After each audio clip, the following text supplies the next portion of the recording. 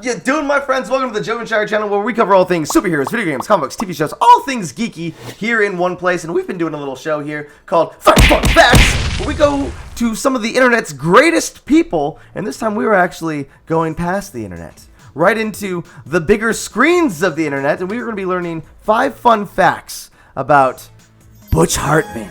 Hello, my friend. Oh my gosh, who's this Butch Hartman guy? I'd love to know some facts about him. That's exciting. You along with the rest of the internet are gonna find out 5 fun facts that the internet probably doesn't know about him. How are you doing, my friend? I'm doing great, man. How you doing in this lockdown? Are you taking lockdown? I like the lockdown stash. That looks cool. Yeah, the lockdown stash is growing out. It's Very officially nice. kind of now grown inward into my brain. Oh, I'm good. not in control of my own body. It's the sentient stash. You know, I grew up in the 70s and still didn't have a stash back then. I've yet to grow a mustache. Are you capable of growing a stash? I think that's the bigger question. At this point, I have no idea. I have no clue. Right. Anything's open. Here's an image of what Butch Hartman would look like with a mustache. Perfect. There we go. That was some great Photoshop skills right there. Excellent. I can definitely tell here in the past. For those of you who may not know, Butch, what are some of the things that you are well known for? Not like one of the 5 fun facts. What are the things that you are known for? Well, if anybody were to know me for anything, I think it would be for the cartoon stuff that I did on Nickelodeon in the early all through the 2000s, and most of the teens from 2010 to about 2018. I did 4 shows on Nickelodeon. One's called Bunsen is a Beast, one's called Tough Puppy, one's called Danny Phantom, and one's called Fairly OddParents. I created and produced all those shows. What a roster and what a run there. And you aren't done. You're still now you're starting to impart your knowledge on the world, which I'm very excited about. You have a new book that is available now called Mad Hustle. Can you tell us a little bit about the book? Yeah, the book. Look, I have a copy of it right here. Look at that! Look at that! How did that come from? It's weird. Hammer It's space. It's magic, exactly. It's a wormhole here in my office. No, this is called Mad Hustle, and a voice actor once said to me that I had mad hustle. I was like, what does that mean? It's like, well, you never stop. You're always going. You always have something going. You're always pushing forward another project. You're always making things happen, and that's what I wanted to impart to people. If you want to make it in Hollywood, in fact, the book is called How to Pitch and Sell Shows in Hollywood. So if you want to pitch and sell shows in Hollywood, you need to have mad hustle, and I teach you pretty much everything I know in this book. There's a ton I could have put in here. I put as much as I could cram in here, but there's a lot still to go. But everything from preparing a pitch, how to get an idea finalized, how to get a meeting. Do you need an agent? What are contracts all about? Do you need a lawyer?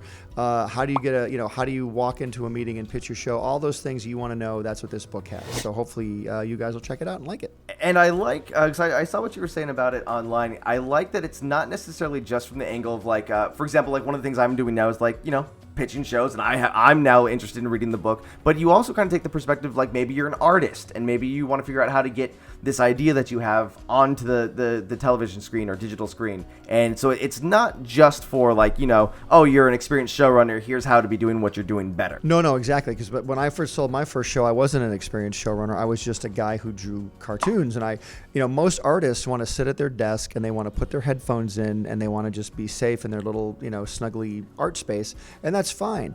But a lot of people keep saying, I've gotten nothing but questions over the years about how to pitch a show, how do I go about it. So that's why I wrote the book.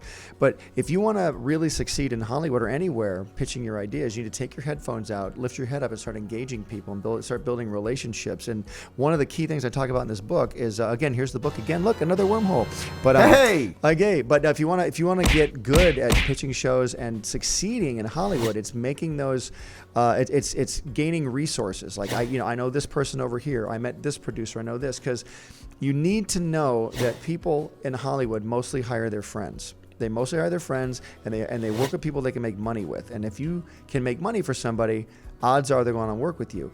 Coming in as an unknown is very hard, and unless you have a killer idea and a really good game, you really need to learn how to pitch your stuff. A lot of people have great ideas but can't pitch them. They don't know how to. They get terrified to get up in front of a room. Or some people can pitch good, but they don't have good ideas. So it's how do you combine all that and make yourself successful? Well, my best idea was inviting you onto a show I call 5 Fun Facts. Well, there you go. Exactly. I've hit the pinnacle of my career. And speaking of 5 fun facts, guess what? Mr. Hartman, have you prepared 5 fun facts to bring to the audience today for them to learn about you that they probably don't already know? Okay, number 5. One of my fun facts is I've worked with 2 members of the rock group Kiss. I worked with 2 of those members. And you might want to know, how did I work with the rock group Kiss, right? Yeah, well, that, and I want to know, did you put the makeup on? No, I didn't put the makeup on. No, Okay, but I did okay. I did see them without the makeup. I worked with them without the makeup. Ooh, I got to work. scenes. I know. I got to work with Gene Simmons, and I got to work with Paul Stanley, and the 2 Okay. OG. Make the episode about this rock group named Smooch or something, right? We'll never get the group. We'll never get Kiss. Let's just call him Smooch. And my line producer at the time was like, we should just call Kiss and see if we can get him. I'm like, all right, this is Hollywood. Let's give it a try. So not only did we get him, Gene Simmons said, you can not only have me, I'll get Paul for you. You can use you have the rights to the makeup. I'll give you one of my songs. So we got to use I Want to Rock and Roll All Night and Party Every Day. Amazing. And we'll do the voices too. So they came in. It was just awesome. They were great. Now, I know Gene has a family where like his kids like fans of Fairly Odd Parents. Do you think maybe that's where some of it kind of came from? It's like, yeah, I gotta come into the studio. My kids love the show. I think at the time his kids were fans. This was like about 12 years ago, and I think his kids were fans at the time. And he was the nicest guy in the world, and Paul Stanley too. But I grew up listening to Kiss as a kid, and to get to meet these people was so cool, and they were awesome. And the episode came out great. If you guys want to watch it, I think it's on iTunes. You can watch Wishology, Fairly Odd Parents. Pretty cool. Do you have a Kiss karaoke song? Oh, it'd be Beth. It'd be for sure Beth, the Peter Criss song, Beth. Beth, I hear you calling. Yeah, that's the song, but don't make me sing it now. I'll start crying. Okay, I won't. 3 whiskeys in on a karaoke Thursday. So the audience will cry too. All right, so the first fun fact is that we've learned that you have you have a close relationship with some of the members of Kiss, and you are an honorary member of Kiss. Super close, exactly. Understood. Very close. Yes. Now, okay, so that's a good start. Like, we are starting with like rock and roll legends is your number 5. I don't know how you're gonna grow from there, but let's see what you do with. Oh, I'll grow, pal. You just listen to the next fun fact. This is number 4. Number 4. Number 4. Here we go. Number 4 is I have hugged Adam West. That's my 4th fun fact. I have hugged Adam West. I love your priority list. I love that number 4 is Adam West above Kiss right now, and I'm okay with that. I think this does bring up 2 follow-up questions. 1, did he hug back? That's the interesting part of the story. You ask if he hugged back. He did not hug back, and here's what happened. That was why I made it so awkward. At the time I hugged Adam, I'd been working with him. Again, he was on Fairly Odd Parents. He played a superhero named Catman. It was Timmy Turner's favorite superhero, Catman. And by this time, I'd worked with Adam maybe 15 times. Like he came in to do like 15 episodes. I got to kind of know him. I'd known him for a while now. And I'm like, you know what? He's my hero, Batman. I grew up watching him. When he comes in this time, I'm just gonna give him a hug. How you doing, Adam? I'm just gonna give him a hug. So Adam walks in. He goes, "Hello, Butch," and I went, "Hey, Adam," and I hugged, and it went this quick. I went, "Hey, Adam." He's not hugging back. Okay, and I went back like that. He just stood there like, "Thank you for hugging me, citizen." It was sort of like that. It was very embarrassing. It's kind of like that moment from what was it? It was Spider-Man: Homecoming when Peter Parker thinks that Tony Stark's coming in for the hug. That's not a hug. I'm just grabbing the door for you. We're not there yet. I think the follow-up question. So I had 2 follow-up questions. 1, did he hug back? We found out no. And second follow-up question: did this end in a restraining order afterwards? Yeah, you've worked with him, but was this the one? No, it did not end in a restraining order, but it did end in a warning. He was like, "You're lucky I didn't hug."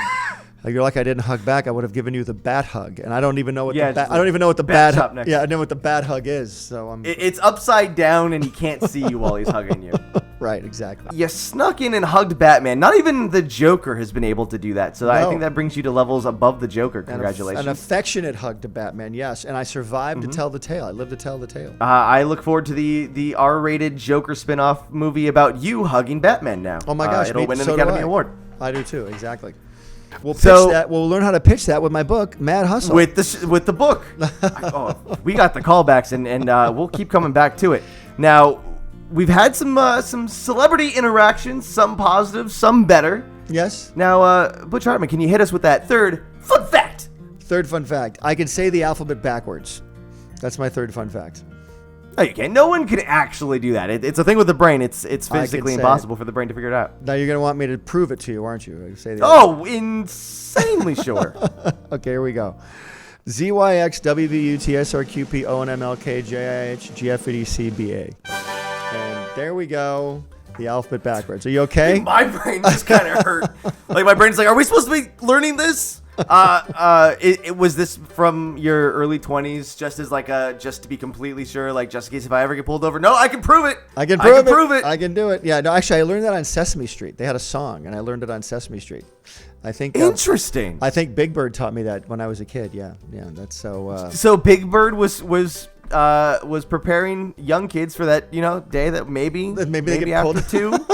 Yeah, you just had to be ready for it. It's like, all right, kids, one day you might need this information. May I challenge you to do it even faster? Oh, even faster. Wow. Can I do it faster? Let me try one more time. ZYX, WVU, TSRQP, ONMLK, JIHGFEDCBA. Whoa, is that exactly? Mr. Butch Hartman, Hey, doing something the world can't do. Thank you. Surpassing the limits of the actual human brain to give you the alphabet backwards. And no, my friends, he didn't just record that going forward and then I put it in reverse. That is not how this worked. No, that was actually me in reverse myself. You can outwit a police officer. Do what the human brain cannot. You've hugged Batman, and you were an honorary member of KISS. Yes. Yes. This is a lot. This is intense. This is. We got to take a little break here. We got to take a little commercial break, and we're actually gonna hear from our sponsors right now. We actually have Butch Hartman giving his 60-second pitch for his new book, Mad Hustle, done in the dialect of one of his characters. Oh wow. Okay, so pitch this is one of my characters. So I could pitch Mad Hustle as Mr. Crocker from Fairly OddParents. Oh, hello there, young people whose lives mean nothing to me. My name is Denzel Crocker, and this is a book called Mad Hustle. It teaches you how to, sell shows and pitch shows in Hollywood successfully. I don't know why you'd want to be successful. I live with my mother. I don't need any money. I live with her. I'm a 45-year-old man with an ear in his neck, but I don't care. And by the way, if you don't pitch your show successfully, you're going to get an F. So be sure and get Mad Hustle from Amazon.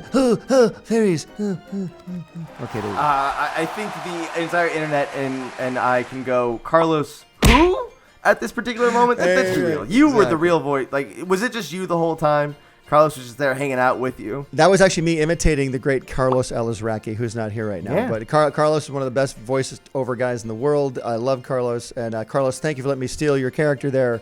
Mr. Denzel Crocker, mother! He also did the voice of Crocker's mother's, too. It was always, Denzel, what are you doing? No, I don't know. Leave me alone, you old bat. Before we get into your top 2 facts here, I actually have one quick question. From writer to writer, I'm curious to know, of your characters on this, let's actually just focus on Fairly OddParents for this particular question. Which character do you like to write the most for? Like, who would you have the most fun writing for? It's a tough question, but a good question. The character I love writing the most for, and I loved writing all of them, don't get me wrong. We always had a blast. But there were some that became more fun to write for. And I think the 2 I had the most fun writing were Crocker and Timmy's dad. Mr. Crocker. Fun. Yeah, because Crocker was always so put upon, and his life was so miserable. And it's like you just get to a dark place. Exactly. I'm trying to get behind a teacher's salary. Yeah, that kind of thing. And then Timmy's dad was just so insanely crazy, and he hated Dinkelberg so much. That was a very fun character to write. Ooh, Timmy. It's like we had one where Dad comes in Timmy's room with his pants down. It's like, Timmy, we've got to go get Dinkelberg. He's gone crazy. And he goes, you know what we got to do next? And Timmy goes, you're going to pull up your pants? No, there's no time, Timmy. And so the whole episode, Timmy's dad's got his pants down. That's amazing. I liked the evolution that we saw with Cosmo. I thought he was just like this. He wasn't a nitwit per se, but he wasn't the sharpest fairy in the box, if you know. Yeah, there was at the beginning, the very first iteration of Cosmo, the great Darren Norris did his voice the whole time.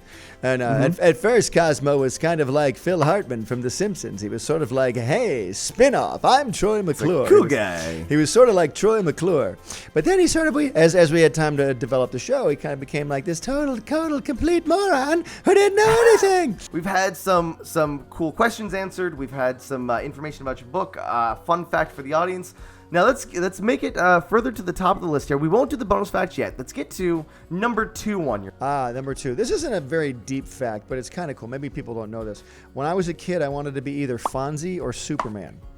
Fonzie Those are my 2. Or Superman. Either one would have been fine with me. Yeah. Was it just Fonzie's ability to make music play from a jukebox? It was that, and Fonzie. People don't give Fonzie credit. Fonzie was one of the funniest characters on Happy Days. Fonzie was very funny, very funny. The great Henry Winkler played Fonzie, of course, but I love Fonzie. I love his attitude. I loved his magical ability to hit the wall and lights would go off, and of course the jukebox would come on. And also Superman. When I say I wanted to be Superman, I gotta be very specific here. I wanted to be the Christopher Reeve Superman. That's who I wanted to be. 78.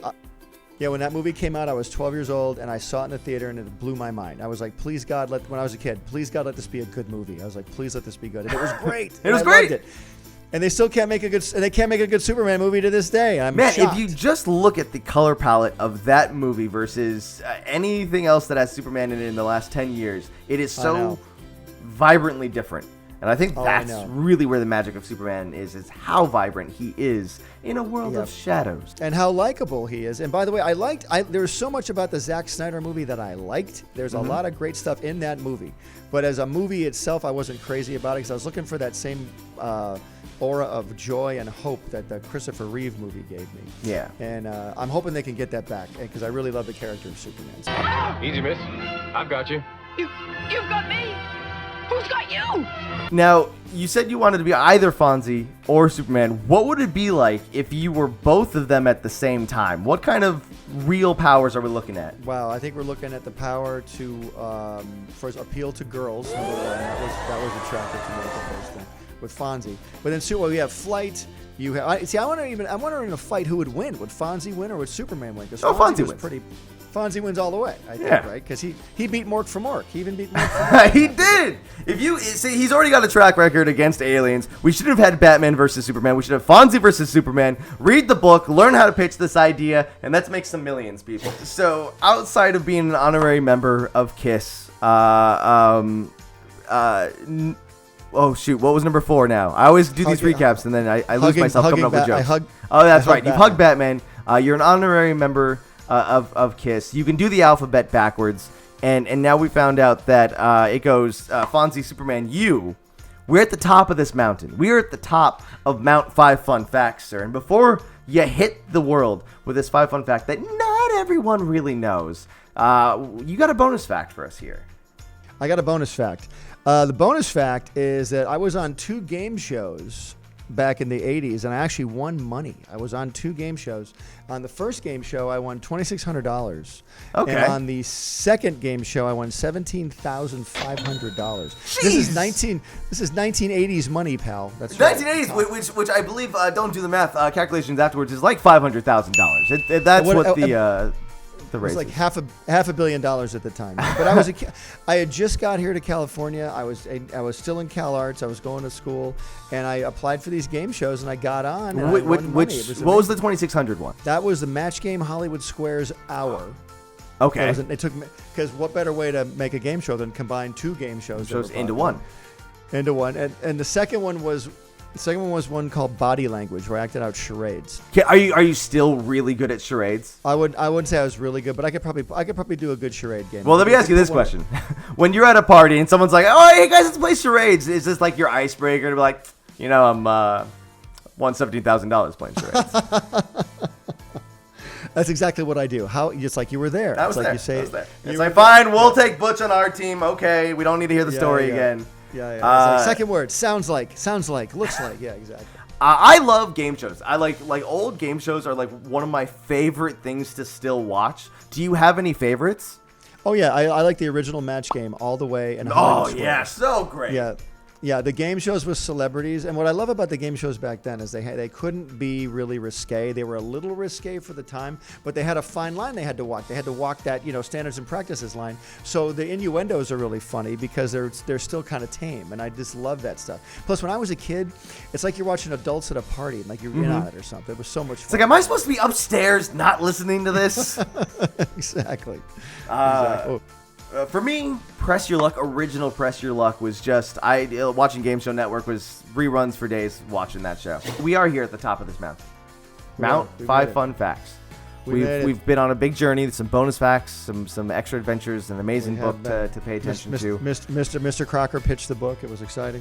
Now, if your minds haven't been melted before, you might want to be careful watching the rest of this video because you might not have a mind left. We're about to Ark of the Covenant, all of you, with our top Mr. Hartman, take it away. All right. Now, some people might know this because it is on the internet. But if you haven't looked, if you don't know, my real name isn't Butch. I have a different name. I was born with another name. Was it Fonzie? Was it Superman? It wasn't Fonzie and it wasn't Superman, although it should have been. Could have been. My real name is. You ready for this? Can you guys put a drum? Can you put a drum roll in here? So we can now. Practice? Okay, here we go. Drum roll and the drum roll. I'll give you time for the drum roll. My real name is Elmer Earl Hartman the Fourth. That's my real name. Well, and a fourth. I'm the fourth. I'm the fourth. Oh, you're fancy. I know, right? Well, you had an upstairs when you were a kid. Do I need to be upstairs? I didn't have an upstairs. You were like a rich kid. When you were in school, were there any comparisons to Elmer Fudd? Oh, that's all there were comparisons. Is to. this Elmer's why Fudd. you went to Butch afterwards? It's like, no, I've heard the jokes. We're going. No, actually, there wasn't just Elmer Fudd. There was Elmer's Glue. So thanks, God. That's right. Thanks for that. Thanks for making Jeez. glue. Thank you. Yeah, it was terrible. It was awful. So I was called Butch at home. My dad's nickname was Butch, even though his name was Elmer as well. He decided to name me Elmer too. I don't know why, but hey. But So you're Elmer the Fourth, but also Butch the Second. Yes, exactly. And I looked up. I looked up the name Elmer. It's a German name. It means please make fun of me my entire life. So that's what the name. That's what it means. And so, and we'll be right back. And when did you make the switch? Was it when you moved to California? You're like, no, we're done with the Fourth. We're going with Butch. Starting a new life. No, actually, I made the switch. I actually switched schools in 6th grade. I was called Elmer at school till I was in 6th grade. Then I switched schools and became Butch at the new school. You had that high school trope where it's like, new school, new me. Nobody knows who I am. I can take me and go in a new direction. That's what I said. And thank God there was no internet back then. That's all I'm saying. Well, I think that alone is a good success story for anyone watching. For all of you Elmers out there, there is still hope for you. Change your name and you will find such success as Mr. Butch Hartman here today. Exactly. So let's run through these 5 fun facts again. 1, honorary member of KISS. So that was number 5. Number 4, you hugged Batman, and Batman didn't give you a bat hug back, which is a good or bad thing. We don't know. He did not re-hug. Right, exactly. Alphabet backwards. Yes. Because your brain is broken. Looked up to Fonzie and Superman. Couldn't choose which one you wanted to be. Right. And both equally as powerful. And finally, you are. I have to I guess German royalty. If you're gonna be Elmer the Fourth, I have to imagine you come from this long line of just Elmers who've ran Germany. Exactly. Probably. I think it is a German name. No clue if it is. I just made that up, but I think. Oh, okay. Well, in that case. And but yeah, if I'm German royalty, then I'm waiting for the check. That's all I'm. Don't worry. I've got a producer, Paco, that likes to put additional fun facts on screen, and so I'm sure he let us know where the origin of Elmer was. I think it was actually Scottish, of Clan Fudd. So we have that Good information. All right, and again, let us know where can we find your book, Mad Hustle. The book you can find on Amazon or go to madhustlebook.com. And I have a podcast as well. The podcast is called the Mad Hustle Podcast. So check it out, where I actually talk about the book in great detail. Okay, so we've got links for all that fun stuff down below. And Butch, where can we find you're still doing stuff on YouTube and on Instagram? Where can we find your handles? Yeah. Instagram at Butch Hartman. You can find me on YouTube and on Twitter at Real Hartman. And I'm all over the internet, Facebook, all that stuff. So we'd love to talk to you guys and hear what you guys are into. I'd love to help you guys pitch your shows too. So the book has a lot of answers for you. So check that out. Fantastic. Ladies and gentlemen, that has been 5 fun facts with Butch Hartman. And again, if you like this video and if you haven't already, please hit that subscribe button, because if you like this one, I guarantee you're going to like the other stuff that we do here. We've got more fun facts from other people across the internet and television stopping by, so be ready for those. You're not going to want to miss out on any of that. And Butch, what I like to do to end these shows is I like to have my guests say my end tag, which is how I normally say it is, I'll see you later. So if I can get your best Joven impression, and if you'd like to do it as one of your characters or as yourself, just give me one of those I'll see you laters. Can you? So I'll do it as Mr. Crocker again. Would that be okay? Yeah, I'd love it. There we go. This is Mr. Crocker signing off from Jovenshire's show. I'll see you later. Love it! Yeah, look at that! Oh man, I feel great. All right, guys, we'll see you later. Thank you so much for watching this video today. If you need some more Jovenshire in your life, we have 2 videos there on the right, and don't forget to subscribe, because if you like this video, I guarantee you're gonna like the other stuff that we do here. And if you get a chance, go ahead and follow me on Twitter and Instagram, because we create a lot of content there that doesn't always make it to YouTube. Go check it out.